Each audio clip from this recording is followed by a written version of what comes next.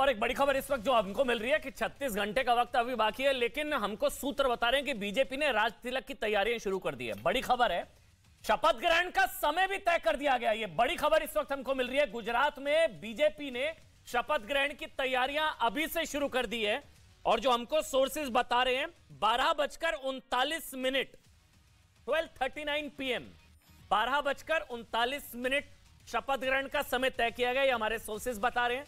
प्रधानमंत्री से देखिए, शपथ ग्रहण का समय तय कर दिया गया है। बीजेपी जीत को लेकर इतनी आश्वस्त है कि अभी नतीजे नहीं आए हैं, लेकिन नतीजों से पहले ही प्रधानमंत्री का समय मांगा गया है। 10 तारीख या 11 दिसंबर का वक्त मांगा गया है, यानी कि शपथ ग्रहण जो होगा 10 या 11 तारीख को होगा और शपथ ग्रहण का समय भी तय कर दिया गया है 12:39 12:39 PM 10 या 11 दिसंबर को। मतलब आप सोचिए, अभी नतीजे आने बाकी, अभी 8 तारीख को। अभी एग्जिट पोल एग्जैक्ट होंगे नहीं होंगे कुछ नहीं पता, लेकिन गुजरात में बीजेपी जीत को लेकर इतनी आश्वस्त है कि शपथ ग्रहण का समय तय कर दिया गया है, कि शपथ ग्रहण का वक्त भी तय कर दिया गया है। यानी कि गुजरात में बीजेपी का भरोसा है कि उसे 7वीं बार प्रचंड जीत मिलने जा रही है। 12:39 10 या 11 दिसंबर को बीजेपी की प्रचंड जीत का सबसे बड़ा संकेत महा एग्जिट पोल से मिल चुके हैं और महा एग्जिट पोल के मुताबिक हम लगातार आपको बता रहे हैं बीजेपी गुजरात में 134 सीट जीत सकती है, कांग्रेस को 36 सीटें मिल सकती हैं और आम आदमी पार्टी शायद बमुश्किल दहाई का आंकड़ा भी पार ना कर पाए। बमुश्किल दहाई का आंकड़ा भी, यानी कि एग्जिट पोल के मुताबिक गुजरात ने वो सारे मुद्दे नकार दिए जो बीजेपी के खिलाफ गए थे। आप सोचिए, अगर ये एग्जिट पोल एग्जैक्ट में कन्वर्ट होते हैं तो आम आदमी पार्टी ने दावा किया था कि गुजरात में आम आदमी पार्टी नया विकल्प है, लेकिन एग्जिट पोल के मुताबिक ये दावा खारिज हो गया। ये दावा किया गया था नया विकल्प, मुफ्त वाला जो वादा था वो भी अब खारिज हो गया। मतलब मुफ्तखोरी गुजरात में नहीं चलेगी। सत्ता विरोधी लहर की एंटी इनकम्बेंसी की बात खारिज। महंगाई, बेरोजगारी, तमाम तरह के मुद्दे उठाए गए। स्कूली शिक्षा का मुद्दा उठाया गया। लेकिन गुजरात में 27 साल बाद फिर से बीजेपी की सरकार 7वीं बार बनती नजर आ रही है। सबसे बड़ी चीज, मोरबी हादसे को लेकर जो बीजेपी कहती रही कि कार्रवाई हुई, दुष्प्रचार किया गया, उस मुद्दे को लेकर भी मोरबी दुष्प्रचार, मोरबी हादसे को लेकर जो दुष्प्रचार किया गया उसको भी एक तरीके से खारिज कर दिया गया। इन तमाम चीजों के बावजूद एग्जिट पोल के मुताबिक अभी गुजरात में भारतीय जनता पार्टी सरकार बनाती नजर आ रही है। लेकिन बड़ी खबर यह है कि 12:39 12:39 PM 12 मतलब शपथ ग्रहण का समय तय कर दिया गया है। बीजेपी की तरफ से प्रधानमंत्री को समय उनका मांगा गया 10 या 11 तारीख को हो सकता है शपथ ग्रहण समारोह। प्रेम शुक्ला, भारतीय जनता पार्टी के राष्ट्रीय प्रवक्ता, वो मेरे साथ इस वक्त लाइव जुड़ चुके हैं। अजय आलोक है मेरे साथ, इसके अलावा संजीव कौशिक मेरे साथ हैं, आम आदमी पार्टी से भी मेरे साथ मेहमान है। सबसे पहले प्रेम शुक्ला जी, शपथ ग्रहण का समय तय कर दिया, अभी तो सोर्सेज बता रहे हैं, अभी तो आने तो दीजिए नतीजे। ये कॉन्फिडेंस, ओवर कॉन्फिडेंस तो नहीं है ये?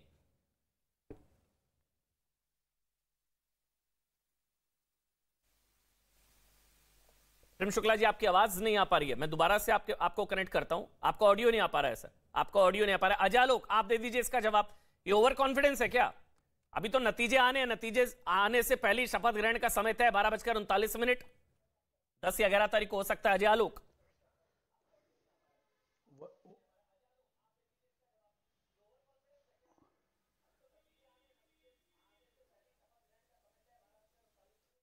अजय आलोक, मेरी आवाज आप तक पहुंच रही है?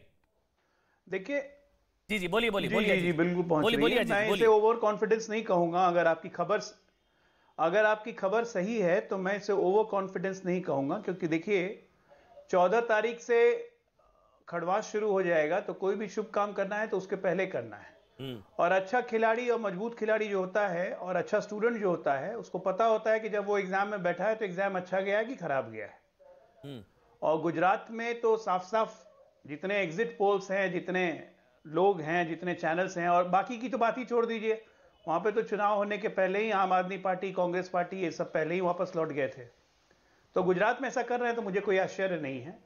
लेकिन आप यही चीज हिमाचल प्रदेश के लिए नहीं कह सकते। वहां पे तो लोग परिणाम के लिए इंतजार करेंगे ना। प्रेम शुक्ला, अब आपका ऑडियो शायद सही होगा, बताइए प्रेम शुक्ला, तय हो गया शपथ ग्रहण का समय? ठीक है प्रेम शुक्ला के अभी माइक का हम दोबारा से कनेक्शन करने की कोशिश करेंगे। अजय आलोक, फैक्टर्स क्या नजर आते हैं आपको? बार बार कहा जा रहा है कि ब्रांड मोदी की काट जो है 27 साल बाद भी नहीं, मतलब गुजरात में मोदी को हराना नामुमकिन है। देखिए, फिलहाल अगर आप देखेंगे देश में, तो जिस तरह से प्रधानमंत्री जी पिछले 8 वर्षों में उन्होंने कार्य किए हैं और जितने ऐतिहासिक काम भारत में हुए हैं, ये भारत के लोगों को लगता है कि ये काम कभी नहीं होने वाला था। जिसमें सबसे बड़ा काम है धारा 370 हटाना, राम मंदिर का निर्माण होना। ये 2 काम जो हैं, ये भारत की अंतरात्मा को छू के गए हैं, क्योंकि ये सब मान के चलते थे कि ये ना होने वाला है और ये हो गया। उसके अलावा अंतर्राष्ट्रीय मोर्चे पे आज हम वर्ल्ड की 5 इकोनॉमी में से बेहतर हो चुके हैं। लोगों की क्रय शक्ति बढ़ी है, पूरे विश्व की इकोनॉमी खराब हो रही है, हमारी तब भी ठीक जा रही है। कोरोना का संकट आया, ये तमाम फैक्टर्स को लेके एक जो छवि बनती है एक राजनेता की, प्रधानमंत्री मोदी पहले मुख्यमंत्री थे, उनकी एक छवि स्टैब्लिश हुई है फॉर गुड गवर्नेंस पिछले 20 वर्षों में। वो प्रधानमंत्री के रूप में और निखर के आए हैं। तो एक चेहरा, एक परसेप्शन जो होता है, उसके सामने वाले की काट किसी को नहीं दिखाई देती है। देखिए 2014 में जब मोदी जी चुनाव लड़ रहे थे तो लोगों को उम्मीद थी कि मोदी आएंगे तो कुछ करेंगे। उस उम्मीद को उन्होंने भरोसे में बदला है 8 वर्षों में। उनकी सबसे बड़ी उपलब्धि यही है। ये उम्मीद से जो भरोसा होता है ना, ये बहुत बड़ा चीज होता है किसी भी राजनेता के जीवन में। मनमोहन सिंह से लोगों को ना उम्मीद थी ना वो भरोसा कायम कर पाए, क्योंकि वो नॉमिनेटेड थे, वो इलेक्टेड नहीं थे। यहाँ एक इलेक्टेड आदमी आया जिसमें लोगों को उम्मीद थी और उस इलेक्टेड आदमी में लोगों ने भरोसा जताया, 19 पे जताया, फिर 24 में जताएंगे। और उनके सामने विपक्ष का कोई ऐसा नेता भी खड़ा नहीं दिखता है, क्योंकि ग्रैंड ओल्ड पार्टी जो बीजेपी को हर स्टेट में चुनौती दे सकती है वो कांग्रेस पार्टी है। वो लीडरलेस हो चुकी है, कोई लीडर है ही नहीं, नीति क्या है पता ही नहीं, चुनाव में जाना ही नहीं है, पदयात्रा करना है। तो इन सब से कोर वोटर्स का विश्वास डगमगा जाता है, ठीक है, और वो लोग इधर उधर करने लगते हैं। उसी का रिजल्ट है कि आम आदमी पार्टी को 2%, 3%, 10% वोट आ गए। अच्छा, मेरे साथ नितिन त्यागी, आम आदमी पार्टी के प्रवक्ता, वो भी इस वक्त लाइव है। लेकिन पहले प्रेम शुक्ला जी, क्योंकि आप तो लगातार गुजरात में जमे हुए हैं शुरुआत से, पहली शपथ ग्रहण का समय तय कर लिया 12:39, 10 या 11 को होगी शपथ, अभी तो नतीजे भी नहीं आए सर। देखिए, जिस तरह से गुजरात का कायाकल्प आदरणीय नरेंद्र मोदी जी के नेतृत्व और मार्गदर्शन में हुआ, जिस तरह से गुजरात में गरीब कल्याण का कार्य हुआ, जिस तरह से वहां महिला, युवा, जनजाति समाज के लोगों का कल्याण हुआ, उसके कारण जिस तरह का प्रचंड जन समर्थन भारतीय जनता पार्टी को मिलना सुनिश्चित है, तो ऐसे में जो है वहां की विजय को लेकर तो किसी के मन में जरा सा भी संदेह ही नहीं है। संदेह अगर किसी के मन में है तो संख्या को लेकर है कि हमारी जीत जो है उसका पैमाना कितना बड़ा होगा। वो हम जो है सारे रिकॉर्ड ध्वस्त कर पाएंगे या नहीं कर पाएंगे। सिर्फ हम अपने रिकॉर्ड ध्वस्त करेंगे कि कांग्रेस ने जो 1985 में रिकॉर्ड बनाया था उसको भी हम धराशायी करने में सफल होंगे। लोगों के मन में सिर्फ जो है अब उस औत्सुक जो शेष बचा है वो इसको लेकर बचा है। तो ऐसे में शपथ ग्रहण समारोह की यदि तैयारियां हमारे लोग कर रहे हैं तो ये उसी तरह से है कि जब कोई बहुत बेहतरीन परीक्षा की तैयारियां करता है तो उसे पता होता है कि मेरिट लिस्ट में आएंगे कि नहीं आएंगे। तो हम मेरिट लिस्ट में आएंगे तो अपने चॉइस का कोर्स पाएंगे कि नहीं पाएंगे, और अपना चॉइस का कोर्स पाएंगे तो हम अपने चॉइस के कॉलेज में एडमिशन पाएंगे कि नहीं पाएंगे। तो ये जो अच्छा विद्यार्थी होता है वह अपने ऊपर विश्वास रखता है। उसी तरह से भारतीय जनता पार्टी ने सामान्य कार्यकर्ता से लेके हमारे आदरणीय प्रधानमंत्री तक ने जिस तरह से चुनावों में और हमेशा प्रधान सेवक के रूप में, मुख्यमंत्री के रूप में, हमारे विधायक के रूप में, मंत्री के रूप में जिस तरह से सेवा करते हैं, उस सेवा का फल हमको पता है कि जनता उसको सत्ता सौंप कर ही करेगी। इसमें कोई संदेह किसी के मन में नहीं रहता। लेकिन प्रेम शुक्ला, बार बार फिर वही सवाल उठता है कि यहाँ पर भी ब्रांड मोदी चल रहा है, सारे राज्यों में कहीं पर भी चुनाव ब्रांड मोदी, मतलब मोदी है तो ही मुमकिन है। ये तो ठीक है कि मोदी है तो मुमकिन है, लेकिन अब तो ये भी चर्चा है मोदी है तो ही मुमकिन है। कुछ लोग मजाक में कहते थे कि गुजरात के सीएम का नाम भी नहीं पता भाई लोगों को, लेकिन मोदी जी का चेहरा है तो जीत है। अमन जी, सौर मंडल सूर्य के बिना तो अधूरा ही रहेगा ना। अब सौर मंडल में सूर्य का प्रकाश जो है गुरु पर भी है, पृथ्वी पर भी है, बुध पर भी है, शनि पर भी है, शुक्र पर भी है। यह प्रश्न का कोई, और उसके बाद उपग्रहों पर भी जो है वो सूर्य का ही प्रभाव है, उसका ही प्रकाश है। यह प्रश्न तो जो है मुझे लगता है कोई औचित्य नहीं है। तो हमारे सौर मंडल के सूर्य निश्चित तौर पर नरेंद्र मोदी है, हमारे मन में कोई संदेह नहीं है। किसी का सौर मंडल का सूर्य अगर अस्त हो गया हो तो उसके बारे में हम क्या टिप्पणी करें। संजीव कौशिक जी, ब्रांड मोदी के आगे सब फेल। कौशिक जी, ब्रांड मोदी की काट तो है नहीं भाई ऑपोजिशन के पास, सारे फेल, सब फेल। तो ये शुभ मुहूर्त हिमाचल में भी निकाल लेते, ये शुभ मुहूर्त दिल्ली में भी निकाल लेते, यहाँ भी निकाल लेते ना। सवाल ये है कि जहाँ निकल गए वहां पे आप मुहूर्त निकाल रहे हैं, और जहाँ से खुद निकल लिए वहां मुहूर्त नहीं निकाल रहे हैं, तो इसका तो कोई जवाब ही नहीं हो सकता। चल जाए हिमाचल में भी, क्या पता, अभी तो नेक एंड नेक फाइट है, और हमारा तो एग्जिट पोल है उसके हिसाब से तो उतने ही दावेदारी के साथ सौर मंडल के सूर्य का प्रकाश उतने ही दावेदारी के साथ उस ग्रह पर भी पहुंचना चाहिए ना, वहां नहीं पहुंच रहा है ना, विश्वास नहीं है, भरोसा नहीं है। मैं सिर्फ यही कह रहा हूं कि ये छोटी मोटी उपलब्धि नहीं है। एक नई पार्टी जो 10 साल पहले आई थी सत्ता हिंदुस्तान में आई थी। आपका पक्ष रख रहे हैं? बिल्कुल, क्योंकि आम आदमी पार्टी से मेरे साथ नितिन जी हैं। नहीं, जो टक्कर दे रहा है उसकी बात नहीं करेंगे। अच्छा, मैं क्लैरिफाई कर रहा था, मुझे लगा आप सीधे आम आदमी पार्टी से शुरू हो गए, क्योंकि आम आदमी पार्टी से नितिन त्यागी है, वो रखेंगे पक्ष। 3 जगहों पे चुनाव हुआ। हम तो कह रहे हैं, सुन लीजिए ना, क्यों ऐसा कह रहे हैं। 3 जगहों पे, गुजरात में, वहां पे हिमाचल में और दिल्ली में, तीनों जगहों पे कांग्रेस पार्टी भी माइनस में रही, भारतीय जनता पार्टी भी माइनस में रही। क्या कोई कारण है कि आम आदमी पार्टी शोक मनाए और विलाप करे? 2% ही सही, यदि वो आगे जा रही है, और जाकर के खास करके हम यदि बात करें गुजरात में जाकर के, यदि वो मोदी जी के गृह राज्य में जाकर के यदि 2 सीटें ही लाती है, जिसको उपलब्धि नहीं मानेंगे आप। अच्छा, 2 सीटों को उपलब्ध, तो 2 सीटों के लिए लड़ रही थी आप। मैं सिर्फ ये कह रहा हूं कि दोनों पार्टियां नीचे की तरफ जा रही है। यदि आप सौर मंडल की बात कर रहे हैं, आभा मंडल की बात कर रहे हैं, तो उसकी बात कीजिए जो नीचे से आसमान की तरफ जाता हुआ दिखाई दे रहा है, लोगों की निगाहें उस पे है, उसके बारे में क्यों नहीं चर्चा कर रहे हैं? उसके बारे में तो चर्चा ही नहीं कर रहे। अच्छा, ये जो सवाल है पहले वाला वो ले लेता हूं प्रेम शुक्ला से, वो इंटरेस्टिंग है। ये जो सूर्य की आभा है, शुक्ला जी, वो जो सवाल उन्होंने पूछा, वो हिमाचल तक नहीं पहुंच रही है क्या? अच्छा, नितिन त्यागी जुड़ गए हैं शायद। नितिन भाई, आवाज पहुंच रही है? फिर मैं आपके पास आऊं। हाँ जी, आवाज आ रही है जी। नितिन त्यागी जी, बताइए सर, क्या हुआ, क्या से क्या हो गया? आप तो कांग्रेस का वैक्यूम भरने चले थे, कांग्रेस को खदेड़ने, कांग्रेस की जगह हम लेंगे, मेन ऑपोजिशन हम बनेंगे। कांग्रेस को अंडर एस्टिमेट किया या अपने आप को ओवर एस्टिमेट किया? और जो लिख कर दिया था नितिन भाई, जो चीजें लिख कर दी थी, आपको ओवर एस्टिमेट किया ना, हमने किसी को अंडर एस्टिमेट किया। हमने गुजरात की जनता का दर्द समझा, जो 27 साल से, क्या इतने सालों से चला आ रहा है, उनको मिसगाइड किया जा रहा था। और मुझे लगता है कि जितना भी डेवलपमेंट वहां पे दिखाया गया वैसा था नहीं वहां पे। इस वजह से आम आदमी पार्टी की बहुत ठीक ठाक सीटें गुजरात में आने वाली हैं, और आई एम वेरी श्योर, मतलब बहुत जो है कॉन्फिडेंट हूं इस बात को लेके कि जितनी सीटें आम आदमी पार्टी की कल को आएंगी वो शायद सरप्राइजिंग होंगी, और जितनी भी आती हैं हमारे लिए तो एक शुरुआत है। गुजरात में मोदी जी का गढ़ कहा जाता है, मोदी जी के चेहरे जिसको कि दिल्ली में भी इस्तेमाल किया गया, हिमाचल में भी इस्तेमाल किया गया, और गुजरात में तो उसके अलावा कोई चेहरा भी नहीं था।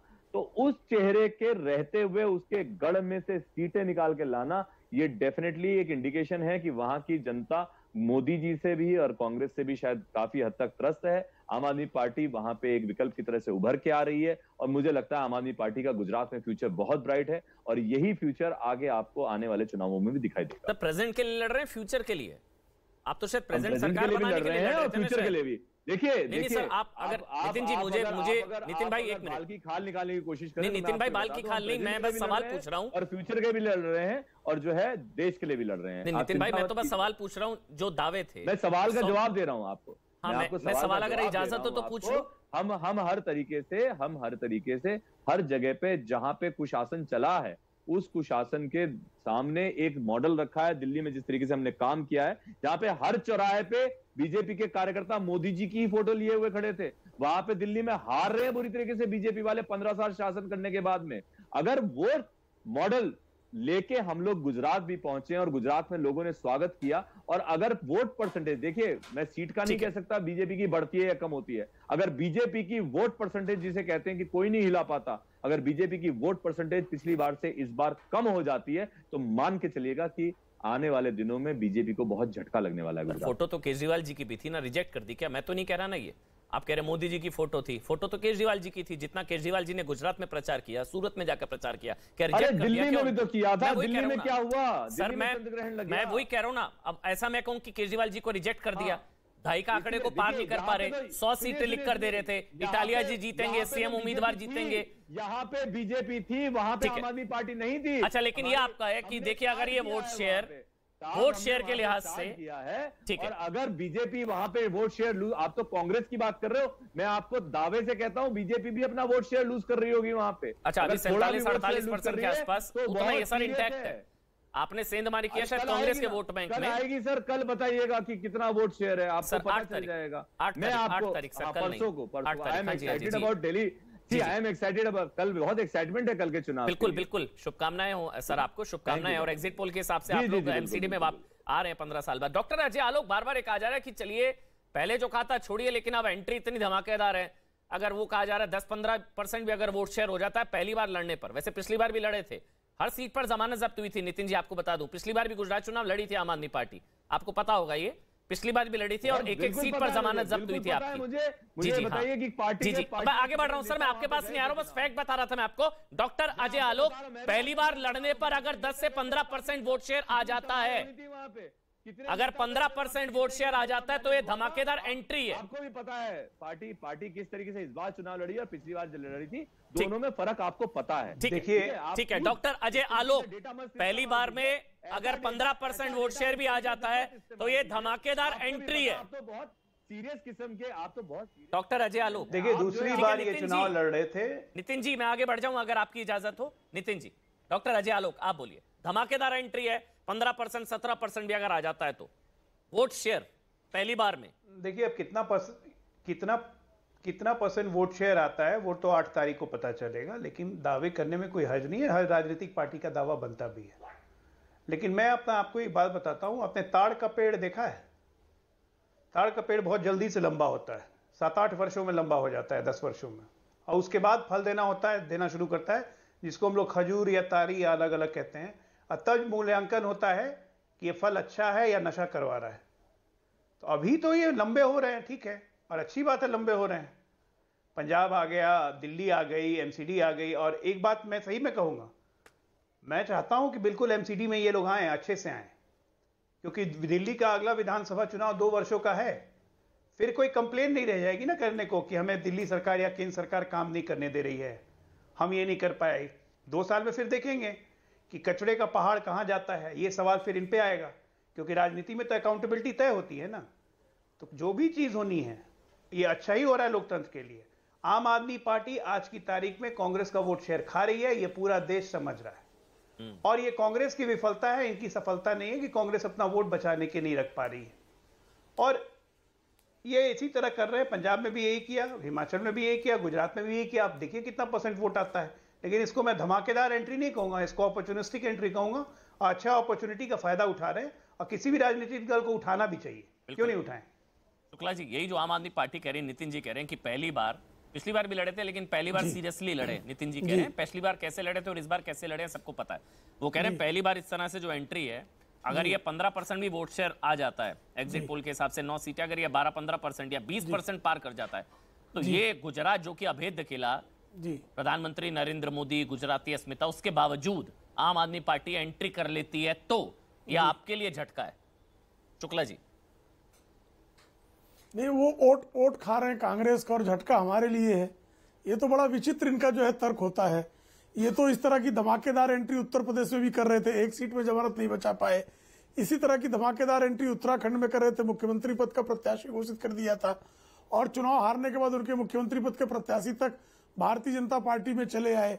अभी ये जब गुजरात गए थे तो इनके शीर्ष नेता अरविंद केजरीवाल ने लिख कर दिया, यानी कोई आदमी झूठ बोलने की कितनी पराकाष्ठा कर सकता है और कितना झूठा हो सकता है और थूक कर चाटने की कि क्या उसकी लिमिट हो सकती है, ये अरविंद केजरीवाल है। मतलब बेशर्मी की हद है कि जो कहें अपने बच्चे की कसम खा लें कि राजनीति में नहीं आऊंगा, राजनीति में चले आए, लोकपाल के नाम पर आए, लोकपाल ना करें, और दिल्ली मॉडल की बात करते हैं। साहब दिल्ली को तो आपने गैस चैम्बर बनाने के अलावा क्या कर दिया? अगर कोई पूछ लेता है एक नया स्कूल बता दीजिए तो नाम नहीं बता पाते, कह दे एक नया कॉलेज तो नाम नहीं बता पाते, कोई पूछ ले एक नया अस्पताल बता दीजिए, नाम नहीं बता पाते। तो ये ऊपर से चले गए गुजरात। तो करें कि हम गुजरात में अगर भारतीय जनता पार्टी का 0.5% भी वोट लिए बिना ये कांग्रेस, और यहाँ एमसीडी की भी जो बात कर रहे हैं, अभी जो एग्जिट पोल में जो आंकड़े दिखाई दे रहे हैं, मैं एग्जिट पोल के आंकड़ों की बात कर रहा हूँ, उन एग्जिट पोल के आंकड़ों में भारतीय जनता पार्टी का जो मत प्रतिशत वो इंटैक्ट है। कांग्रेस का जो मत प्रतिशत है वो इनकी तरफ गया है, इसके कारण इनको थोड़ी सत्ता मिल रही है। और ये तो सत्य है कि जहां भी दिल्ली में इन्होंने कांग्रेस का वोट खाया है और पंजाब में भी कांग्रेस का वोट खाया है, गुजरात में भी अगर कुछ वोट पाते हैं तो ये कांग्रेस का पाएंगे, गोवा में भी इनको अगर वोट मिला है तो कांग्रेस का मिला है। अब कांग्रेस का वोट खाने के बाद अगर कांग्रेस के लोग इस पर अत्यंत प्रसन्न होते हैं, वो इस बात को लेकर खुश होते हैं कि तृणमूल कांग्रेस पार्टी उनका वोट खाकर जीरो कर देती है और ये ताली बजाने में प्रसन्न हो जाते हैं, तो ये कांग्रेस की प्रसन्नता है। नितिन त्यागी आपके पास आ रहा हूं, लेकिन प्रेम शुक्ला आप ये मान रहे हैं जमीन गंवाने के बाद आपका वोट अगर इंटैक्ट है की बजाय आम आदमी पार्टी कांग्रेस का वोट खा रही है तो इनडायरेक्टली को हमको क्या करना है? तो इनडायरेक्टली आम आदमी पार्टी ने बीजेपी की मदद की। अगर आपका वोट इंटैक्ट है, आम आदमी पार्टी कांग्रेस का वोट खा रही है, तो इनडायरेक्टली आप ये मान रहे हैं कि आम आदमी पार्टी से आपकी मदद हुई इनडायरेक्टली। नहीं, हम मदद के लिए कहां उनको पुकार रहे थे? वो तो उनकी कांग्रेस आम आदमी पार्टी की राय से तो कांग्रेस के लोग प्रसन्न हो रहे हैं।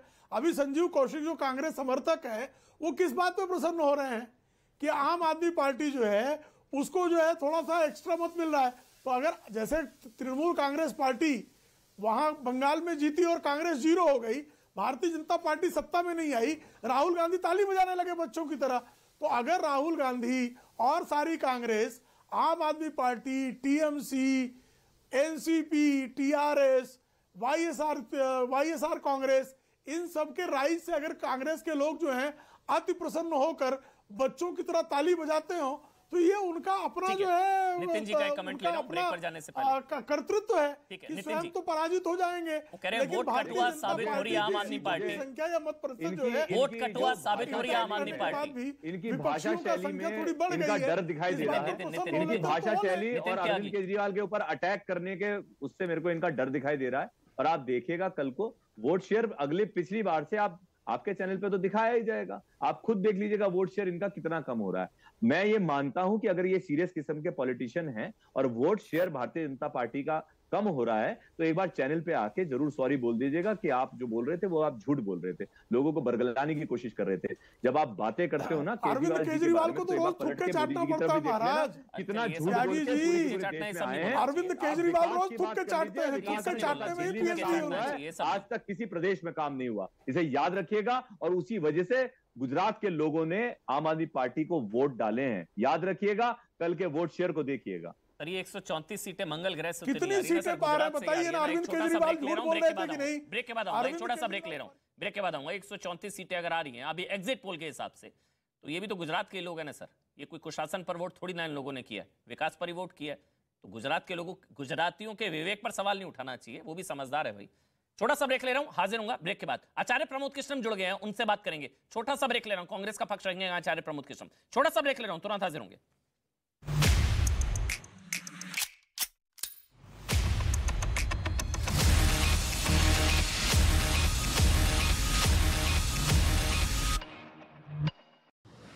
असम के गुवाहाटी में एक रिहायशी इलाके में लगी भीषण आग, कई मकान जलकर हुए राख, भारी नुकसान की आशंका। बिहार के मधुबनी में कुछ लोगों ने एक महिला को बेरहमी से पीटा, मारपीट का वीडियो सोशल मीडिया पर वायरल, पुलिस मामले की जांच में जुटी। मुंबई मोटरसाइकिल के शोरूम में भीषण आग से मचा हड़कंप, दमकल की कई गाड़ियां आग को काबू करने के लिए मौके पर पहुंची, भारी नुकसान की आशंका।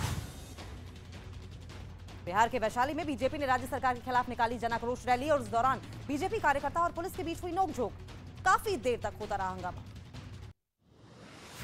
राजस्थान के पाली में डंपर से कुचलकर एक स्कूटर सवार पति पत्नी की मौत, घटना का वीडियो वहां लगे सीसीटीवी कैमरे में हुआ कैद।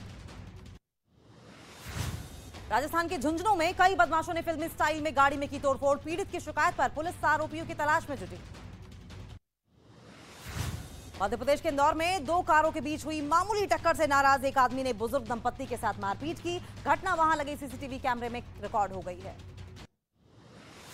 राजस्थान के सीकर में हुई गैंगस्टर राजू ठेहट की हत्या मामले में अब प्रदेश की लेडी डॉन का बयान सामने आया है। अनुराधा चौधरी ने कहा, राजू ने की थी उन्हें मरवाने की कोशिश। पंजाब के जालंधर में फिल्लौर गांव में एक गुरुद्वारे में बेअदबी की घटना आई सामने और सामने आने के बाद इस घटना के तनाव फैल गया है इलाके में। गुरुद्वारे के ग्रंथी ने आरोप लगाया है कि एक आदमी ने वहां दान पेटी से चोरी की।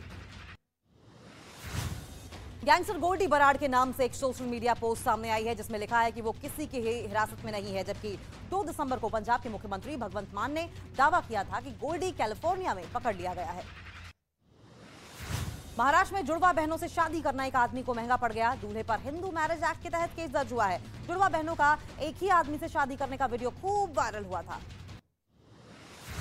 छत्तीसगढ़ में अंबिकापुर के एक सरकारी अस्पताल में 4 नवजात बच्चों की मौत हो गई। आरोप है कि बिजली चले जाने की वजह से वेंटिलेटर ने काम करना बंद कर दिया था, जिससे कि उनका दम घुट गया। कनाडा में पेट्रोल पंप पर एक पंजाबी महिला को गोली मार दी गई। गोली लगने के तुरंत बाद महिला को अस्पताल में भर्ती करवाया गया, लेकिन उसकी जान नहीं बचाई जा सकी। वहीं उत्तराखंड के पिथौरागढ़ में नेपाल की ओर से भारत के मजदूरों पर पथराव किया गया। पत्थरबाजी का एक वीडियो सामने आया है अब, जिसमें एक भारतीय मजदूर घायल हो गया है। उत्तराखंड के हरिद्वार में पिटबुल कुत्ते ने 9 साल के बच्चे को निशाना बनाया। कुत्ते ने बच्चे के शरीर पर कई जगह नोचा, जिसकी वजह से वो लहूलुहान हो गया है। मुंबई में अपने पति की जहर देकर हत्या करने के आरोप में पुलिस ने एक महिला को गिरफ्तार कर लिया है। पुलिस के मुताबिक कविता नाम की महिला ने ये साजिश अपने प्रेमी के साथ मिलकर रची। दिल्ली के शास्त्री नगर इलाके में एक 4 मंजिला इमारत ढह गई। हादसे के वक्त लोग अपनी जान बचाने के लिए इधर उधर भागने लगे। घटना का वीडियो सामने आया है। महाराष्ट्र के नागपुर में 2 महिलाओं ने सड़क पर जा रही एक महिला पर तेजाब से हमला कर दिया। हमले का वीडियो सामने आया है। हमला आपसी विवाद को लेकर बताया गया है। और वहीं पंजाब के अमृतसर में एक लड़के ने एक आदमी पर चाकू से हमला कर दिया। आरोप है कि वो आदमी उस लड़के को नशा करने से रोकता था। IIT बॉम्बे के छात्रों ने आतंकियों और अपराधियों का पता लगाने के लिए गेंद के आकार का एक कैमरा बनाया है। बताया ये गया कि सुरक्षा बल की मांग पर इस खास तरह के कैमरे को तैयार किया गया है। IIT दिल्ली में इस साल 50 से ज्यादा छात्रों को सालाना 1 करोड़ रुपए की नौकरी के ऑफर मिले हैं। IIT दिल्ली की कैंपस प्लेसमेंट के पहले 2 दिनों में ही 650 नौकरियों के ऑफर आए। कश्मीर में आतंकियों की धमकी के बाद कश्मीरी पंडितों ने सड़क पर प्रदर्शन किया। आतंकी संगठन TRF ने घाटी में रहने वाले कश्मीरी पंडितों की लिस्ट जारी करके जान से मारने की धमकी दी है। महाकाल में फिल्मी गानों पर रील्स बनाने के मामले में महिला कर्मचारी को सस्पेंड कर दिया गया। साथ ही महाकाल मंदिर की सुरक्षा एजेंसी ने ड्यूटी के वक्त एंड्रॉइड मोबाइल फोन रखने पर रोक भी लगा दी। चीन की वुहान लैब में काम कर चुके एक वैज्ञानिक ने दावा किया है कि कोरोना वायरस लैब से ही लीक हुआ था। द न्यूयॉर्क पोस्ट ने वैज्ञानिक के दावों पर रिपोर्ट प्रकाशित की है। सख्त लॉकडाउन और जीरो कोविड पॉलिसी के खिलाफ हुए प्रदर्शनों के आगे चीन की सरकार ने किया झुकने का ऐलान। कई शहरों में लॉकडाउन में दी गई छूट। ईरान की सरकार ने मोरालिटी पुलिस को खत्म कर दिया है। बताया गया है कि हिजाब के खिलाफ प्रदर्शनों से परेशान होकर सरकार ने यह फैसला लिया। कतर में भारतीय नौसेना के 8 पूर्व अफसरों की हिरासत को बढ़ा दिया गया है, जिसकी जानकारी हिरासत में लिए गए पूर्व सैनिकों के परिवार ने दी। किस आरोप में पकड़ा गया है, इसकी जानकारी नहीं दी गई है। और वहीं ऑस्ट्रेलिया में दोषी ठहराए गए ISIS आतंकी का असली नाम छिपाने का मीडिया पर आरोप लगा है। अबू खालिद अल कम्बोदी नाम के आतंकी को पिछले हफ्ते तुर्की से ऑस्ट्रेलिया लाया गया था। इटली के स्ट्रोम्बोली में एक ज्वालामुखी में भीषण विस्फोट हुआ है, जिसके बाद इलाके में हड़कंप मच गया। ज्वालामुखी विस्फोट की तस्वीरें CCTV कैमरे में भी रिकॉर्ड हुई हैं। यूक्रेन को दिए हाइमर्स रॉकेट लॉन्चर को लेकर अमेरिका के अधिकारियों ने बड़ा दावा किया है। लंबी दूरी के रॉकेट दागने से रोकने के लिए अमेरिका ने हाइमर्स मिसाइल लॉन्चर में बदलाव किए।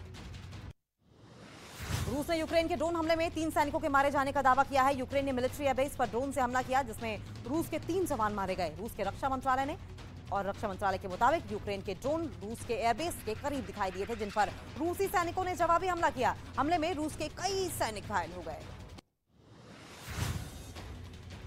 और अफगानिस्तान के पूर्व उपराष्ट्रपति अमरुल्लाह सालेह का दावा है कि तालिबान के पास न सिर्फ आत्मघाती हमलावरों की फौज है, बल्कि उनके लड़ाके बम फैक्ट्री भी चला रहे हैं। इंडोनेशिया के जावा में ज्वालामुखी फटने के बाद हाई अलर्ट जारी कर दिया गया है। ज्वालामुखी फटने की वजह से लोगों की मुश्किलें ऐसी बढ़ी कि करीब 3000 लोगों को घर छोड़ना पड़ गया। रावलपिंडी टेस्ट मैच में इंग्लैंड से 74 रनों को हार मिली है उसे। और पाकिस्तान कप्तान बाबर आजम ने कहा है कि जब विपक्षी टीम 7 रन प्रति ओवर रन बना रही हो तो जीतना मुश्किल हो जाता है। ICC अंडर 19 महिला T20 विश्व कप 2023 के लिए भारतीय टीम का ऐलान हो गया है। वर्ल्ड कप में भारतीय टीम की कप्तान शिफाली वर्मा होंगी। फ्रांस के फुटबॉल खिलाड़ी किलियन एम्बापे ने वर्ल्ड कप में इतिहास रच दिया है। वर्ल्ड कप में 9वां गोल करके ब्राजील के पूर्व खिलाड़ी पेले और पुर्तगाल के क्रिस्टियानो रोनाल्डो को पीछे छोड़ दिया।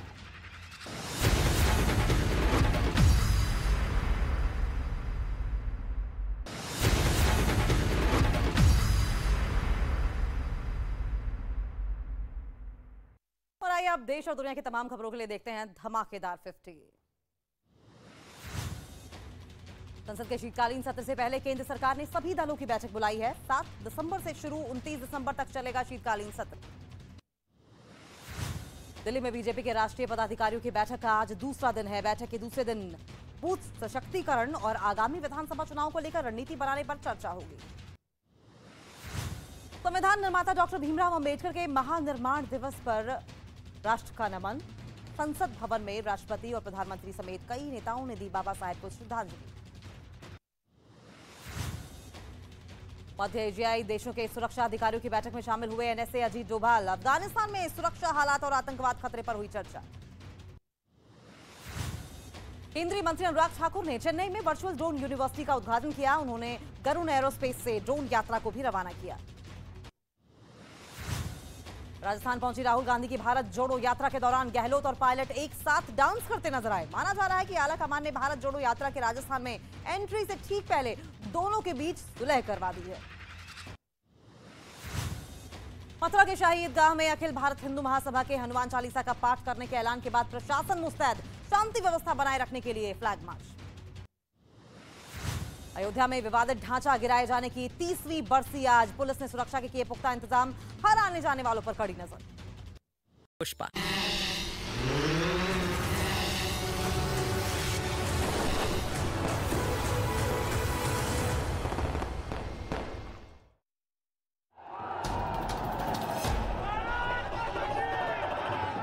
गुजरात की जनता से नेशनल पार्टी का स्टेटस पाना और वो भी इनके अभेद किले के बीच के जिसको दावा किया जाता है वहां से पाना आम आदमी पार्टी के लिए बहुत बड़ी जीत है। बीजेपी प्रचंड बहुमत से गुजरात में वापसी कर रही है। बड़े इन लोगों का तो इतनी कोई 15% 20% वोट शेयर पहली बार अगर कोई पार्टी जाए तो बड़ी बात है। हरेक क्षेत्र में भारतीय जनता पार्टी का कमल खिलने जा रहा है। अब बहुत बड़ा परिणाम आम आदमी पार्टी के पक्ष में, बहुत उत्साह के साथ आम आदमी पार्टी के मतदाताओं ने हिस्सा लिया। निरस्ता बीजेपी के मतदाता। भारतीय जनता पार्टी की सरकार रिकॉर्ड सीटों के साथ बनेगी, ये मेरा मानना है। जी हाँ, काउंटडाउन शुरू हो चुका है। 8 तारीख को सुबह 6 बजे से सबसे तेज नतीजे आप देखेंगे न्यूज 18 इंडिया पर। लेकिन इस वक्त आपको बता दें, हम लोग डिबेट कर रहे हैं। मेरे साथ आचार्य प्रमोद कृष्णम कांग्रेस पार्टी का पक्ष रखने के लिए आप जुड़ चुके हैं। आचार्य जी स्वागत है। प्रेम शुक्ला भारतीय जनता पार्टी से, अजय आलोक हैं, संजीव कौशिक हैं और आम आदमी पार्टी से भी है मेरे साथ, नितिन भाई है मेरे साथ। लेकिन आचार्य जी अब मैं आपके पास आ रहा हूं। क्या वजह, आपको क्या लगती है कांग्रेस की जो ये दुर्गति हो रही है, इसको दुर्गति कहा जाएगा एग्जिट पोल के हिसाब से? अगर 77 सीटें से 36 सीटों पर आ रही है कांग्रेस, लगभग आधी हो रही है, क्या वजह क्या है? मतलब कांग्रेस शुरुआत से सरेंडर मोड में रही। गुजरात में उस तरह से शायद संभवतः चुनाव लड़ी भी नहीं कांग्रेस जिस तरह से लड़ना चाहिए था। भारत जोड़ो यात्रा भी गुजरात नहीं गई। ये सारी वजह आपको क्या वजह लगती है? कुछ आत्ममंथन तो आप लोगों ने भी किया होगा आचार्य जी। एक तो अमन जी, मुझे आपकी आवाज बहुत ही कम मिल रही है, बहुत ही कम। जरा पीसीआर को बोलें आपकी आवाज को थोड़ा बढ़वाएं। दूसरी बात यह है कि आपका सवाल जो है, आप कह रहे हैं कि कांग्रेस की दुर्गति हो रही है,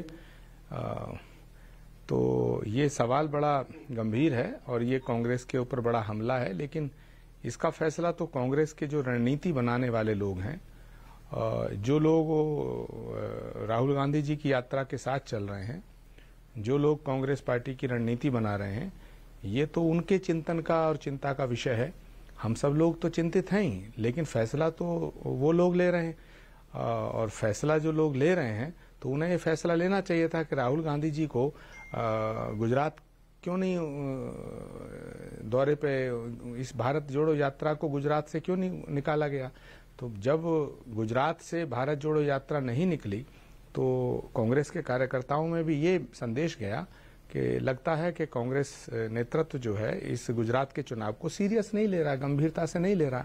इसका मैसेज गलत गया और जिन लोगों ने ये रूट तय किया था, तो मुझे लगता है कि उनकी जिम्मेदारी बनती है कि जब उन्हें मालूम था कि गुजरात का चुनाव बीच में आएगा तो गुजरात में राहुल जी की यात्रा को निकालना चाहिए था। अगर गुजरात में राहुल जी की यात्रा निकलती तो मुझे लगता है कांग्रेस को और ताकत मिलती। तो फिर कौन लोग हैं जो नहीं चाहते कांग्रेस जीते?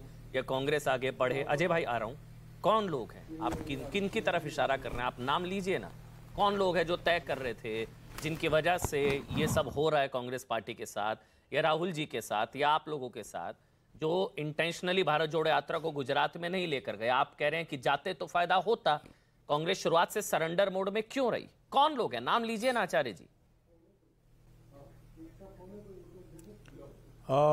देखिए, ये वही लोग हैं जिनके बारे में A.K. एंटोनी साहब ने 2014 में रिपोर्ट दी थी। जब 2014 में कांग्रेस पार्टी हारी और नरेंद्र मोदी जी प्राइम मिनिस्टर बने, तो A.K. एंटोनी जी की अध्यक्षता में एक कमेटी आदरणीय सोनिया गांधी जी ने बनाई थी। A.K. एंटोनी जी ने रिपोर्ट दी थी कि कांग्रेस पार्टी जो है उसके हारने के कई कारण हैं, लेकिन मुख्य कारण ये है कि इस देश में ऐसा मैसेज जा रहा है कि कांग्रेस में कुछ नेता ऐसे हैं और जो कांग्रेस पार्टी को जो महात्मा गांधी की विचारधारा थी, महात्मा गांधी, पंडित जवाहरलाल नेहरू, इंदिरा गांधी की जो विचारधारा थी, उससे हट करके और दूसरी दिशा में ले जाना चाहते हैं, जिसका मैसेज ये जा रहा है कि कांग्रेस एक हिंदू विरोधी पार्टी हो गई है।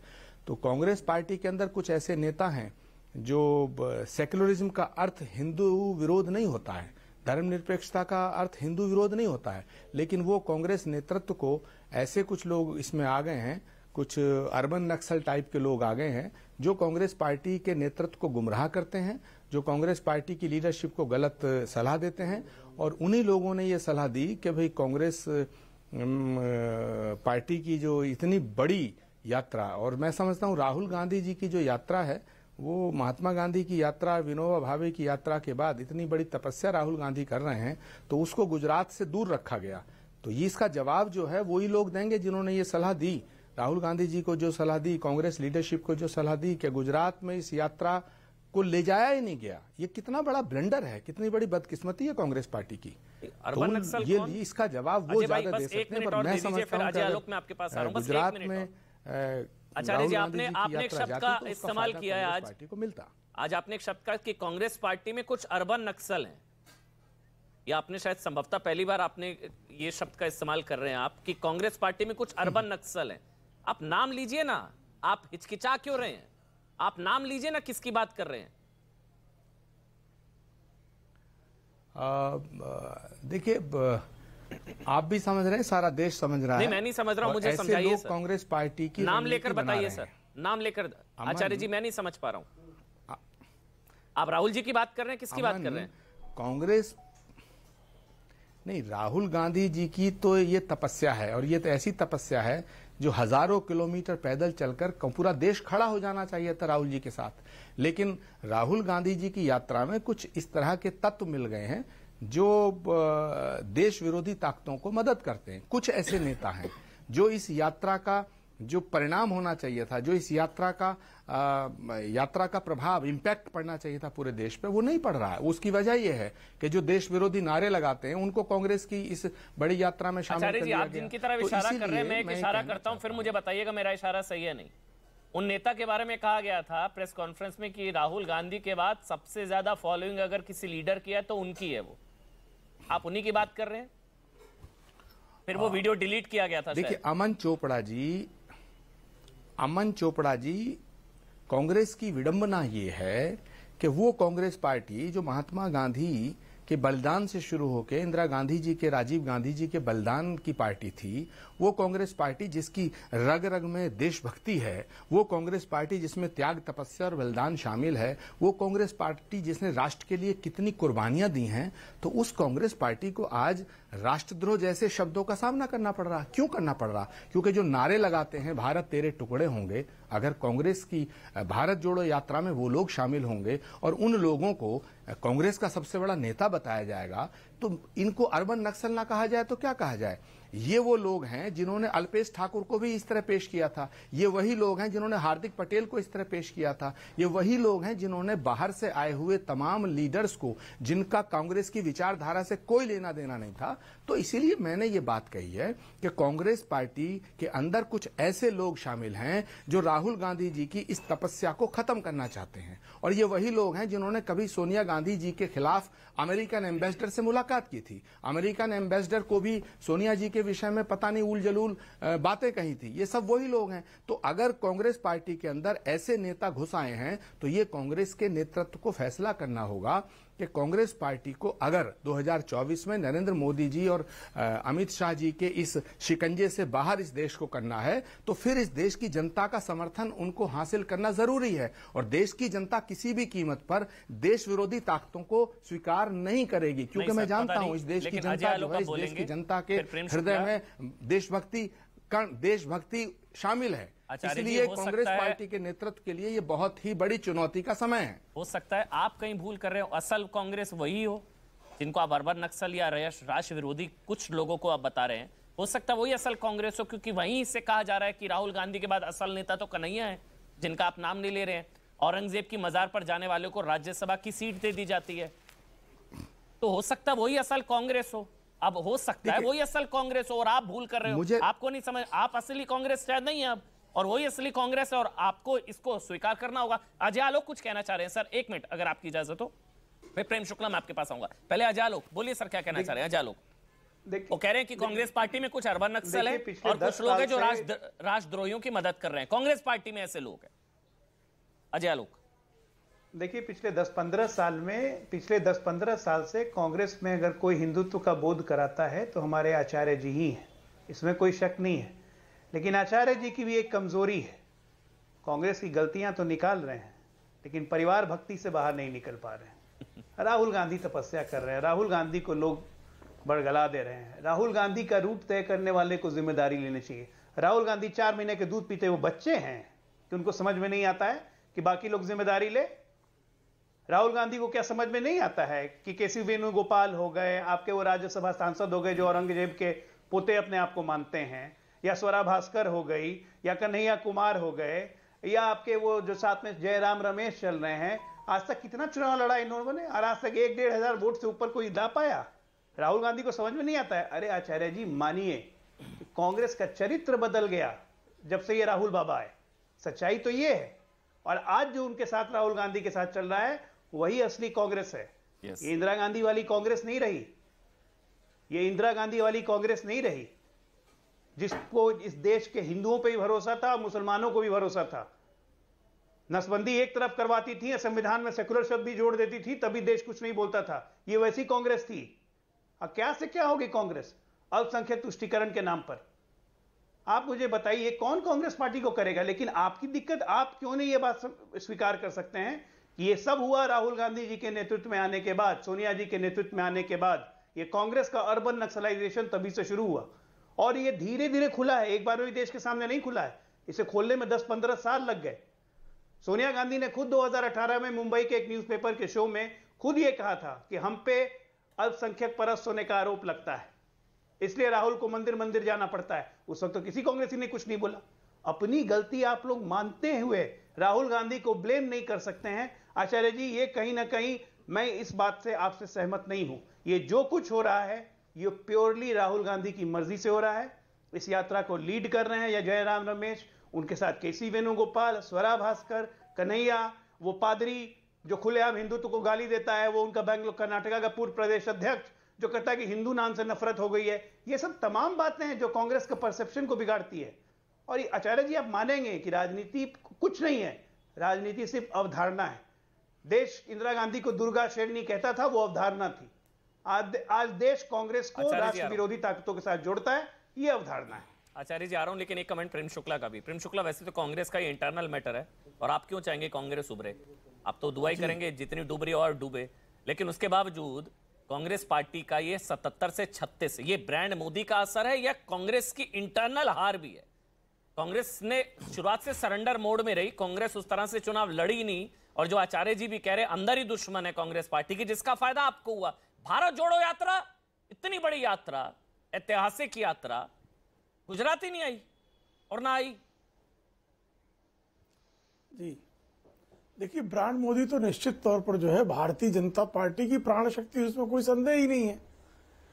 लेकिन कांग्रेस जो है, जिसे आचार्य प्रमोद कृष्ण जो दुख व्यक्त कर रहे हैं, ये दुख जो है व्यक्त करने वाले हाशिए पर है कांग्रेस के। मुझे ध्यान है 2000 के कुंभ में कांग्रेस के एक वर्ग ने तत्कालीन सेकुलरिज्म ब्रिगेड से मुक्ति कराने के लिए श्रीमती सोनिया गांधी को कुंभ का स्नान करवाया। लेकिन जैसे ही श्रीमती सोनिया गांधी सत्ता में आई तो सत्ता में आने के बाद उनको घेरा किसने?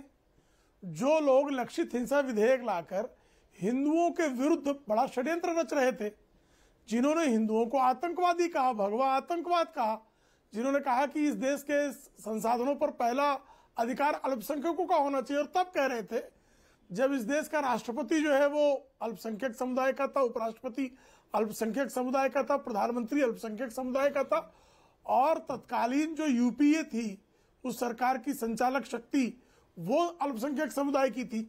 सारे पदों पर अल्पसंख्यक समुदाय के काबिज होने के बाद ये कहा जा रहा था कि अल्पसंख्यक समुदाय ही जो है उस देश के संसाधनों पर अधिकार भी होना चाहिए, और हिंदू तो आतंकवादी है, लश्कर तोयबा से खतरा नहीं है, श्रीमान राहुल गांधी कह रहे थे।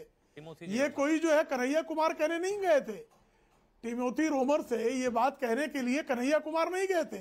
तब कन्हैया कुमार तो सीपीआई में हुआ करते थे या उनका उदय भी नहीं हुआ था, लेकिन श्रीमान राहुल गांधी टिमोथी रोमर से कह रहे थे लश्कर तोयबा से खतरा नहीं है, मंदिर जाने वाले लड़कियां छेड़ते हैं, ये श्रीमान राहुल गांधी का स्टेटमेंट था।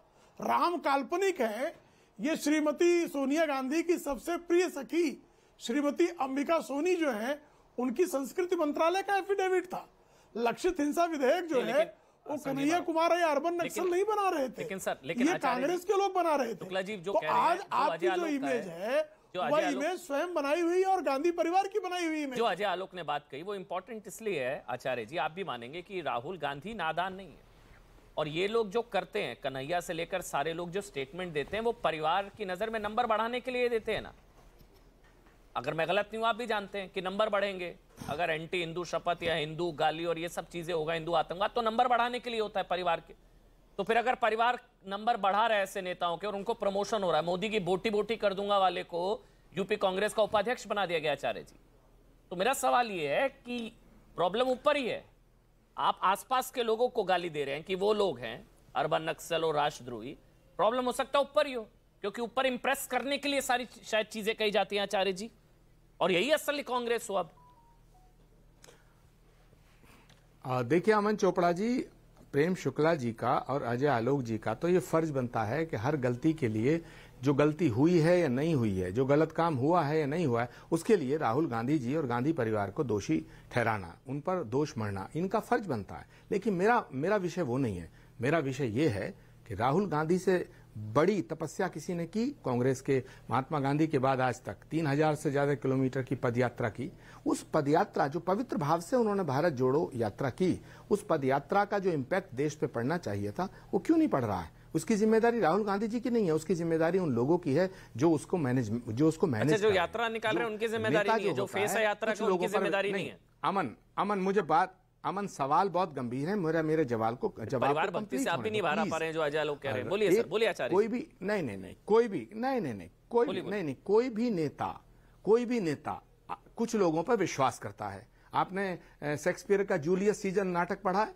सीजर को भरोसा था कि सबसे ज्यादा विश्वसनीय ब्रूटस है, लेकिन जब उसने पीठ में खंजर भोंका तो उसने पीछे मुड़ के देखा तो उसने कहा यू टू ब्रूटी, क्या तुम भी? तो जो सबसे ज्यादा भरोसेमंद लोग थे उन्होंने उन सीजर की पीठ में खंजर भोंका। तो सवाल इस बात का है कि राहुल गांधी ने ये गलती नहीं की। क्या राहुल गांधी की ये गलती है कि उन्होंने अपने लोगों पर भरोसा किया? आखिर कारण क्या है? राहुल गांधी जितनी तपस्या कर रहे हैं, जितनी मेहनत कर रहे हैं, कांग्रेस का कोई नेता नहीं कर रहा, लेकिन उसका इंपैक्ट नहीं पड़ रहा। क्यों नहीं पड़ रहा? क्योंकि इन लोगों ने राहुल गांधी की यात्रा को गुजरात से दूर रखा। अगर राहुल गांधी की भारत जोड़ो यात्रा गुजरात में जाती तो अमन जी गुजरात के परिणाम दूसरे होते। हालांकि अभी 8 तारीख को परिणाम आने बाकी हैं, मगर मेरा प्रश्न ये है, और मैं अजय आलोक जी से भी कहना चाहता हूं कि अजय आलोक जी, आपका सौभाग्य है कि आप एक अच्छी पार्टी में हैं, जहां एक अच्छा थिंक टैंक है, जहां एक विचार विमर्श होता है। लेकिन कांग्रेस पार्टी का दुर्भाग्य यह है, हमारी पार्टी का दुर्भाग्य यह है कि हम अगर ये बात उठा रहे हैं तो ये बात मैं पहला उठा रहा हूं, पहला व्यक्ति हूं, ऐसा नहीं है। नहीं, मैं किसी 2014 में जब पार्टी हारी थी तो ए.के. एंटोनी ने ये बात उठाई थी। नहीं तो ए.के. एंटोनी जी ने ये बात उठाई थी। उन्होंने कहा था कि कांग्रेस पार्टी की छवि हिंदू विरोधी बन गई है, इस छवि को हिंदू विरोधी होना ये बीजेपी को फायदा पहुंचा रहा है। तो फिर इस पर अमल क्यों नहीं किया गया? अगर कांग्रेस पार्टी हिंदू विरोधी पार्टी सिद्ध हो जाती है, बीजेपी यही चाहती है कि कांग्रेस पार्टी हिंदू विरोधी सिद्ध हो जाए, ताकि उसकी तमाम कमियों को उजागर करने का कोई विपक्ष के पास नेता ना रहे, कोई विपक्षी पार्टी ना रहे।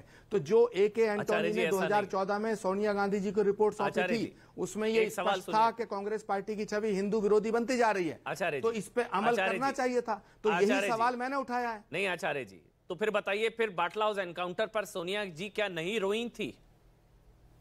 सलमान खुर्शीद ने झूठ बोला था, इसका मतलब? नहीं, बिल्कुल झूठ बोला था। सोनिया गांधी रोई थी, ये किसे पता? सोनिया गांधी ने तो नहीं कहा कि बाटला हाउस एनकाउंटर में सोनिया जी मैं खुद रोई थी। मैंने तो नहीं देखा उनको रोते हुए, मैंने तो कोई फोटो नहीं देखा रोते हुए। तो सलमान खुर्शीद ने कहा, क्यों कहा? और जहां तक सवाल नहीं, ये तो सलमान खुर्शीद जी बताएंगे। नहीं, सलमान खुर्शीद ने कहा कि बाटला हाउस एनकाउंटर पर सोनिया गांधी रोई थी, उनकी आंखों में आंसू थे। तो आप कह रहे वो नहीं रोई, लेकिन तो सलमान खुर्शीद झूठ बोल रहे हैं। सोनिया जी से इस बार देखिए, अमन चोपड़ा जी, मेरी बात इस विषय में सोनिया जी से नहीं हुई, लेकिन मैंने एक बार प्रियंका गांधी जी से ये सवाल किया था, उन्होंने कहा था नहीं, ये झूठ है। किसी भी आतंकवादी के एनकाउंटर पे सोनिया जी क्यों रोएंगी? सोनिया जी से बड़ा बलिदानी कौन है इस देश में? उन्होंने अपने पति को खोया। बाटला हाउस पर नहीं रोई थी, आप ये बता रहे हैं? उन्होंने कहा किसी भी आतंकवादी के मरने पर ऐसा क्यों करेंगे? सवाल ये है ना। सोनिया गांधी ने तो आतंकवाद के हाथों अपने पति को खोया, सोनिया जी ने तो अपनी सास को खोया। जिस परिवार ने दो अपने तमाम व्यक्तियों को खोया हो, आतंकवाद की आग में ध्वस्त किया हो, भस्म किया हो, वो आतंकवादियों की मरने पर रोएंगे? का नेता कैसी बात कर रहे हैं आप? को लेकर इतनी बड़ी बात कह रहा है, वो अभी भी पार्टी में है, उसके बावजूद वो किताब भी लिखते हैं जिसमें हिंदुत्व को ISIS और बोको हरम बताते हैं। हिंदुत्व को गाली राहुल गांधी ने भी दी, हिंदुत्व को उन्होंने बताया मुसलमानों और सिखों को मारने का नाम हिंदुत्व, राहुल गांधी। अब वो तो राहुल गांधी के सलाहकारों ने नहीं कहा था ना ये बोलने के लिए, क्या वो भी? आचार्य जी, मतलब आप ये कह रहे हैं जो राहुल गांधी बोलते हैं वो भी उनके सलाहकारों की सलाह पर बोलते हैं? इतने भोले नादान है राहुल जी। उन्होंने कहा था मुसलमानों और सिखों को मारने का नाम हिंदुत्व, कहा था उन्होंने आचार्य जी। अमन चोपड़ा जी, जहां तक सलाहकारों का सवाल है, दो प्रकार के सलाहकार होते हैं। चाणक्य ने कहा है कि दो प्रकार के सलाहकार होते हैं, एक वो जो राजा की इच्छा को देखते हैं, एक वो जो राजा के हित को देखते हैं। तो सवाल इस बात का, यही तो सवाल उठ रहा है। विषय आप जहां ले जाना चाहते हैं वो भटक जाएगा। मैं उस विषय पर रहना चाहता हूं, मुद्दे पर रहना चाहता हूं। मैं ये कहना चाहता हूं कि आज कांग्रेस पार्टी की विडंबना ये है कि मोदी से लड़ने की रणनीति वो बना रहे हैं जो कभी म्युनिसिपल कॉर्पोरेशन का चुनाव नहीं लड़े। राजा की इच्छा के अनुसार अजय आलोक कह रहे हैं। मेरे वक्तव्य को पूरा नहीं होने देते हैं। अच्छा, आप सब मुझ पर हमला कर रहे हैं। मैं अजय आलोक जी के बीच में नहीं बोला, मैं अमन चोपड़ा जी के बीच में नहीं बोल रहा हूँ, मैं प्रेम शुक्ला जी के बीच में नहीं बोल रहा हूँ। मेरी बात को पूरा तो होने दो। मैं ये कहना चाहता हूँ, अमन जी विषय गंभीर है। आचार्य जी, मेरी वेदना को समझिए, मेरी विडंबना को समझिए। मेरी वेदना है ये, मेरी पीड़ा है ये, और मेरी नहीं, करोड़ों कांग्रेस के कार्यकर्ताओं की पीड़ा है। आज बीजेपी देश में जो राज कर रही है उसमें बीजेपी की खूबियां नहीं है। कांग्रेस पार्टी के नेतृत्व के इर्द गिर्द के लोग जो सलाहकार बने बैठे हैं, इनकी कमियां हैं। मोदी को हराने की रणनीति पता है अमन चोपड़ा जी कौन बनाते हैं? जो कभी कॉरपोरेशन का चुनाव नहीं लड़े, जो कभी पार्षद नहीं रहे, जो पार्षद के चुनाव लड़ने से भी डरते हैं क्योंकि पब्लिक में उन्हें जाना नहीं है। वो सब इर्द गिर्द लोग बैठे हैं जो पब्लिक से, जिनका इंटरेक्शन नहीं है, जो पब्लिक से मिलना नहीं चाहते हैं। आज वो कांग्रेस के नीति निर्धारक हैं। तो अगर कांग्रेस पार्टी के नीति निर्धारण करने की जिम्मेदारी ऐसे नेताओं के पास है जिनका जनता से कोई मतलब नहीं है, तो यही होगा। ऊपर से दूसरा प्रॉब्लम यह है कि कांग्रेस पार्टी के जो नेता हैं, कुछ नेता वो ऐसे हैं जिन्हें हिंदू नाम से चिढ़ हो गई है। तो धर्म निरपेक्षता का पाठ पढ़ाया जाता है। धर्म निरपेक्षता का मतलब हिंदू विरोध नहीं है, सेक्युलरिज्म का मतलब हिंदू विरोध नहीं है। मुझे इस देश का एक भी मुसलमान नेता, एक भी मुस्लिम उलेमा, एक भी मुस्लिम मौलाना नहीं मिला कि जो ये कहता हो हिंदू धर्म का अपमान करो। लेकिन कांग्रेस के कुछ नेता हिंदू धर्म के अपमान करने का नाम धर्म निरपेक्षता और सेक्युलरिज्म मानते हैं। तो इसीलिए AK एंटोनी ने अपनी कमेटी की रिपोर्ट में लिखा था कि कांग्रेस की छवि हिंदू विरोधी बन गई है। और अगर हिंदू विरोधी छवि कांग्रेस की बन गई है तो इस देश में इलेक्ट्रल पॉलिटिक्स में, ऐसे नेताओं का प्रमोशन होता है पार्टी में। इलेक्ट्रल पॉलिटिक्स में कांग्रेस का सत्ता में आना दूभर है, दुश्वार है। अगर राहुल गांधी ने जब अगर परिवार की स्वीकृति के बिना आचार्य जी ये बयान दिए जा रहे हैं, तो फिर ऐसे नेताओं का प्रमोशन क्यों होता है?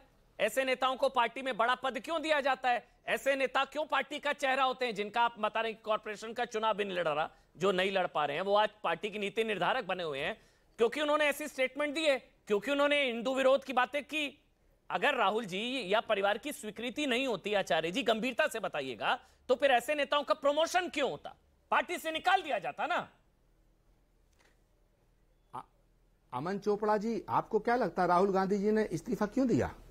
राहुल गांधी ने इस्तीफा इसलिए दिया कि वो खुद पीड़ित थे इस तरह के नेताओं से। एक कॉकस है, एक कोटरी है कांग्रेस पार्टी के अंदर। राहुल गांधी ने इस्तीफा दिया, फिर राहुल गांधी जी ने कहा कि मैं अब अध्यक्षता स्वीकार नहीं करूंगा। उस व्यक्ति की वेदना नहीं समझते आप, उसकी पीड़ा नहीं समझते। आपको तो राहुल गांधी के साथ होना चाहिए। राहुल गांधी ने एक संकल्प लिया कि मैं अध्यक्ष नहीं बनूंगा तो नहीं बने। राहुल गांधी ने कहा मैं भारत जोड़ो यात्रा करूंगा, किया। राहुल गांधी ने कहा कि कांग्रेस का अगला अध्यक्ष इलेक्शन से आएगा, आया। राहुल गांधी ने कहा कि गांधी परिवार से अध्यक्ष नहीं होगा, तो आज खड़गे जी अध्यक्ष हैं, शबरी के वंशज अध्यक्ष हैं, दलित शोषित वंचित समाज के जो अध्यक्ष हैं। तो आज तो पूरे देश के अंदर इसका उत्सव मनना चाहिए था कि कांग्रेस पार्टी के अंदर बाबू जगजीवन राम जी के बाद में एक पहला कोई कांग्रेस का दलित अध्यक्ष बना है जो शोषित वंचित समाज से आता है। लेकिन राहुल गांधी जी के फैसले का जो इम्पैक्ट देश की जनता पे पड़ना चाहिए था, उसकी जिम्मेदारी राहुल गांधी जी की नहीं है, उसकी जिम्मेदारी कांग्रेस के इन रणनीतिकारों की है जो कांग्रेस को गर्त में ले जा रहे हैं। तो कांग्रेस नेतृत्व को फैसला करना होगा कि इस तरह के सलाहकारों के हाथ में कांग्रेस की कमान देने से बचें। ठीक है, राहुल गांधी जी की तपस्या, राहुल गांधी जी की पदयात्रा में पलीता लगाने का काम जो लोग कर रहे हैं, राहुल गांधी जी की भारत जोड़ो यात्रा को गुजरात में जाने से जिन्होंने रोका, सवाल ये है, मैंने आचार्य जी मैं फिर उस पर आऊंगा। इतने राहुल जी सीजन पॉलिटिशियन हैं, सांसद रहे इतने साल, इतने नादान भोले नहीं कि कोई पादरी सामने बैठकर अगर वो अपमान कर रहा है हिंदू धर्म का, हिंदू आस्था का, कोई पादरी सामने बैठकर वो चुप है, फिर वो कुछ नहीं बोल रहे हैं, वो सामने बोल रहे हैं। वो पादरी जिनको आप भी जानते हैं वो हिंदू धर्म का अपमान कर रहे हैं, वो कुछ नहीं बोल रहे हैं। वो खुद राहुल गांधी ने जो कहा हिंदुत्व के बारे में वो मैंने आपको बताया। सलमान खुर्शीद ने कहा कि बाटला पर सोनिया जी की आंखों में आंसू थे। और फिर जो ऐसे नेताओं का प्रमोशन हो जाता है, अगर उनके मन में गुस्सा होता ऐसे नेताओं के खिलाफ, तो ऐसे नेता पार्टी में कर क्या रहे हैं? नंबर 1, और ना सिर्फ कर रहे बल्कि उनका प्रमोशन होता है। एक मिनट, एक कमेंट संजीव जी का ले लूं, बहुत देर से नहीं बोल पा रहे, फिर मैं अजय आलोक प्रेम शुक्ला आ रहा हूं। एक कमेंट जल्दी से संजीव जी आपका। अमन जी, एक बात समझ में नहीं आ रही कि देश की जनता क्या इशारा कर रही है, इसको दो बड़ी पार्टियां समझ क्यों नहीं रही है। पहले तुष्टीकरण करने वाली पार्टी को धीरे धीरे हिंदुस्तान की राजनीति से दरकिनार करने लगे, और अब जो ध्रुवीकरण और साथ साथ जो छद्म राष्ट्रवाद की राजनीति करते हैं उनसे भी लोग किनारा करना शुरू कर दिए हैं। एक नई कौन सी वाली पार्टी? दोनों पार्टी की बात कर रहे हैं, दोनों राष्ट्रीय पार्टी है ना सर, बीजेपी कांग्रेस। आप नहीं आप किसकी बैटिंग कर रहे हैं? नहीं, बैटिंग करने की बात नहीं है, मैं तो ये कह रहा हूं कि एक नई पार्टी आई है जो लोगों के बीच में कम से कम एक उम्मीद की किरण लेके आई है। नहीं, बैटिंग मैं क्लैरिटी, बुराई नहीं है सर, कोई बुराई नहीं, अच्छी बात है। हाँ बोलिए बोलिए, जो सच है वही तो बोल रहे हैं। हाँ बिल्कुल, नई पार्टी 10 सालों में राष्ट्रीय पार्टी बनने लगती है। आचार्य जी 1 मिनट दीजिए, और 10 सालों में राष्ट्रीय पार्टी बनने लगती है, और उसको राष्ट्रीय पार्टी का भी वो स्टेट उसको तमगा देता है जिस स्टेट से देश के प्रधानमंत्री जी आते हो। ये बहुत बड़ी आहट है जिसको सुनने और समझने। अजय आलोक फिर आचार्य जी एक कमेंट आपका लूंगा। अजय आलोक बहुत देर से बोलना चाह रहे हैं, आपको बहुत देर से सुन रहे थे। अजय आलोक बोलिए। अजय आलोक, राहुल जी की गलती नहीं है, उनके आसपास जो सलाहकारों की मंडली है उसमें कुछ अर्बन नक्सल हैं, कुछ ऐसे लोग हैं जो राष्ट्रद्रोहियों की मदद कर रहे हैं। ये दो वक्तव्य दिए हैं आचार्य जी ने। राहुल जी की गलती नहीं है, वो तो तपस्या पर निकले हैं। नहीं, आचार्य जी ने बहुत सही वक्तव्य दिया कि चाणक्य के हिसाब से 2 सलाहकार होते हैं, एक जो सिर्फ राजा की बात सुनता है, एक जो राजा के हित की बात सुनता है। राहुल गांधी जी को अगर इतना न्यूनतम अकल नहीं है कि उनके हित क्या हैं, और वो वही सुनना चाहते हैं जो वो पसंद करते हैं, और इसीलिए वो सलाहकार वैसा बोलते हैं, तो इसका क्या अर्थ होता है? आचार्य जी तो खुद ही कह रहे हैं कि राहुल गांधी हिंदू विरोधी, राहुल गांधी राष्ट्र विरोधी बातों को सुनना चाहते हैं, वो तो खुद ही कह रहे हैं, तो फिर इसमें डिबेट कहां रह गया? आचार्य जी ने घुमा के बोल दिया, उसको मैं सिंप्लीफाई कर रहा हूं। भाई कोई मेरा अगर साथ में 5 आदमी बैठा हुआ है, मुझे कुछ बोल रहा है और चाहता है कि आखिरी 30 सेकंड देने होंगे आचार्य जी को, क्योंकि आप 30 सेकंड आचार्य जी आप बोलिए, 30 सेकंड है मेरे पास लास्ट, बोलिए सर आचार्य जी। देखिए अमन चोपड़ा जी, मैं पहली बात तो किसी दूसरी पार्टी के बहस में नहीं पढ़ना चाहता हूं, मैं सिर्फ ये कह रहा हूं कि आज कांग्रेस पार्टी के हर कार्यकर्ता की मन की पीड़ा ये है, वेदना ये है, उनकी चिंता ये है कि कांग्रेस पार्टी इतनी बड़ी पार्टी है जिस पार्टी ने देश के लिए कुर्बानियां दी, जिस पार्टी की आइडियोलॉजी में महात्मा गांधी से लेकर इंदिरा गांधी की शहादत है, जिस पार्टी की तमाम इस देश को निर्माण करने में जिस पार्टी की भूमिका है, आज वो पार्टी गर्त में क्यों जा रही है? ठीक है, तो मुझे लगता है वो वजह आपने बताई। धन्यवाद आचार्य जी, अजय आलोक आपका, प्रेम शुक्ला आपका, संजीव भाई आपका बहुत बहुत शुक्रिया। 100 बात के बाद